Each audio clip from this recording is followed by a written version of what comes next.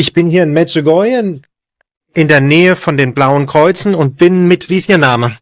Zievering, Johann, Und wo kommen Sie her? aus Vreden, Aha, aus dem Münsterland, okay. Und Sie sagen, wie oft waren Sie in Medjugorje? das 12. Mal. Das 12. Mal. Reden Sie schön laut, dass die Leute Sie hören können? Das 12. Mal. Und ich war 89, da ging gerade der Krieg, an, da war es noch eins Jugoslawien. Da kamen wir morgens, ich bin Busfahrer, und mit dem Reisebus kamen wir morgens um 5 Uhr in Medjugorje an. Da kamen uns die ersten Panzer entgegen, da habe ich zu meinen Kollegen gesagt, ob wir wohl wieder zurückkommen. Und ist alles gut gegangen. Und ich war damals schon Rentner, nebenbei habe ich mit dem Bus gefahren. Und da hat früher mein Chef gesagt, Hans-Jürgen gesagt, fahr du mal mit nach Medjugorje, das tut dir gut. Und das hat mir was gebracht hier. Da war ich auf einem Erscheinungsberg oben, nachts um 12 Uhr. Und das innerlich was in mir rein. Und dann, wie ich nach Hause gekommen bin, haben meine Frau und Kinder gesagt, Papa, was ist mit dir los? Du bist ein ganz anderer Mensch. Wow. Und dann habe ich viel erzählt von Medjugorje und so meine Stammtischkollegen und gesagt, wenn wir mal Stammtisch hatten, meine Kollegen gesagt, heute will aber nicht über Medjugorje gesprochen werden. Aber ich konnte es nicht sein lassen. Ich bin immer noch über Medjugorje da muss ich einmal im Jahr dahin. Das war ja der Krieg. Und dann nachher sind wir wieder hier hochgegangen. Wow. Ja, guck, und ihr bringt mir was. Wenn ich einmal im Jahr hier bin, ich war einmal im mit meiner Frau im Jugendfestival, waren wir da und war so sortieren, und ich erzähle auch immer wieder, und die Leute dazu, ich habe jetzt wieder ein paar neue Leute mitbekommen und fahren dann wieder mit. Ja, so ist das. Und Sie hatten gesagt, Sie hatten Schuppenflechte? Ja, ich hatte Rheuma und Schuppenflechte. Ja. Ich bin 39, bin ich Rentner geworden, dann bin ich mit Schuppenflechte und dann ging es wieder bergauf. Erst bin ich ja von Ärzten untersucht worden mit Cortison und alles. Und wie ich denn hier war, da war meine Schuppen. Nachher mal zu Hause kam, meine Schuppenflechte war weg. Und jetzt, ich bin jetzt 73 und fahre jedes Jahr, fahre ich noch einmal. Und keine Schuppenflechte und kein Rheuma mehr? Moment, keine Gelenke-Rheuma, alles. Ich hatte solche Dinge, dicke Finger, weißt du, und alles. Ja, aber. Alles weg. Hier durch Medjugorje. Medjugorje. Wow, unglaublich. Ja, ich meine, mir hat's gedacht, ich war ja auch von Ärzten mit Medikamente bearbeitet worden, mit Cortison und alles. Aber ich glaube, Medjugorje bringt mir was. Hat mir geholfen. Da ist mein fester Glaube, da bleibe ich dabei. Warum? Was ist passiert? Was hat Ihnen hier geholfen? Was war das? Ich weiß nicht, ob die Gebete oder irgendwas. Ich war ja damals bei den Kindern, die Seher, die waren ja noch im Hause da und an der Treppe haben wir gestanden und irgendwie haben die. Es hat Sie berührt im Herzen. Hat sie berührt und das war schön. Wow. Und was würden Sie Leuten sagen, warum sollen die nach Medjugorje mal kommen? Das muss jeder selber. Ich weiß, die fragen mir öfter, aber ich sage, ihr müsst selber hinfahren. Selber gucken, was da los ist. Ich sage, ich finde es immer berührend. Irgendwas, ich war gestern wieder auf dem Erscheinungsberg und alles, und auf dem Kreuzweg. Das tut mir gut.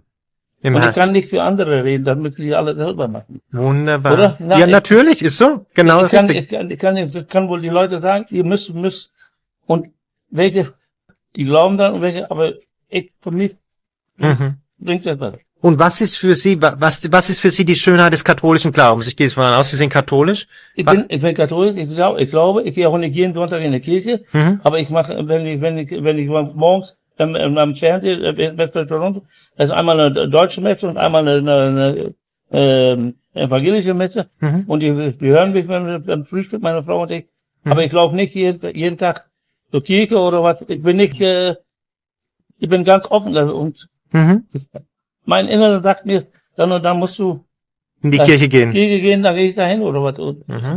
Ne? Aber ja, nee. Wunderschön. Sie beten den Rosenkranz? Ja, da muss ich noch mal sagen. Ja. Als ich das erste Mal hier war, da habe ich einen Pastor gesprochen und der sagte, wenn du machst jeden Morgen eingesetzt vom Rosenkranz. Und den Rosenkranz musst du immer mit. Und seitdem habe ich einen Rosenkranz immer dabei? Immer dabei. Und da fragen auch viele Leute, Hans, hast du deine, ich bin den Jakobsweg gelaufen. Dann haben die Leute mir gesagt, Hans, du musst mit Stöcken laufen. Ich sage, ich brauche nicht Stöcke. Ich sage, hier, der Herrgott, der bringt mich nach oben. Wow. Ja, der Herrgott, der schafft mich nach oben. Der hat er geschafft, ich bin am Ende der Welt gelaufen. Ja, Wunderschön. Ja. Danke für dieses schöne Interview. Ja, ich wollte jetzt dazu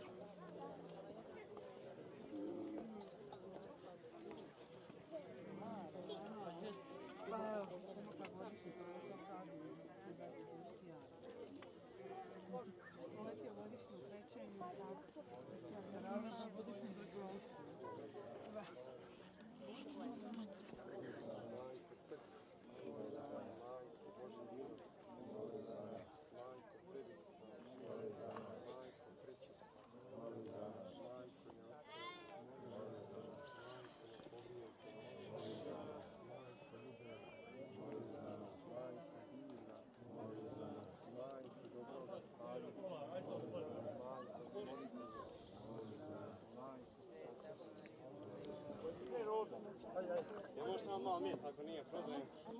Može samo malo mjesta.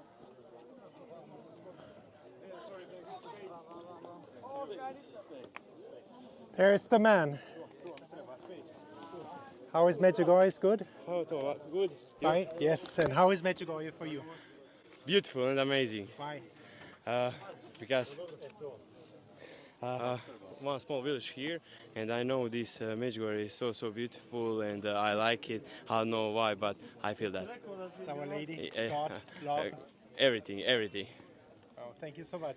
You're welcome.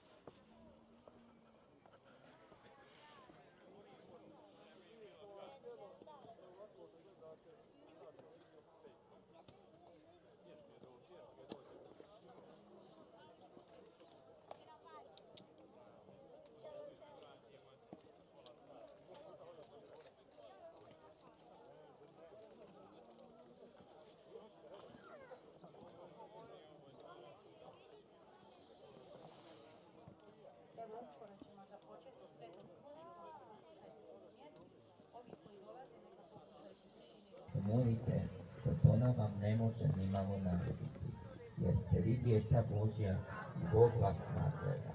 Molite i neka vam trojica uvijek bude u rukama kao znak što oni da i vi meni pripadate. Hvala vam što ste se odazvali mogu pozivu. Prekrasno. Imamo krunicu, dignemo je i recimo šta nam je Gospod rekla. Znak da je uz nas i da to nam ne može ništa. Ona ne može ništa. Ono je najjače oružje. Evo i sad ga imamo.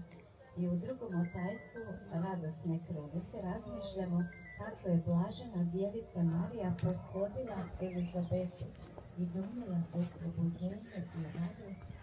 Yeah, here at the blue crosses now. There's a second blue cross.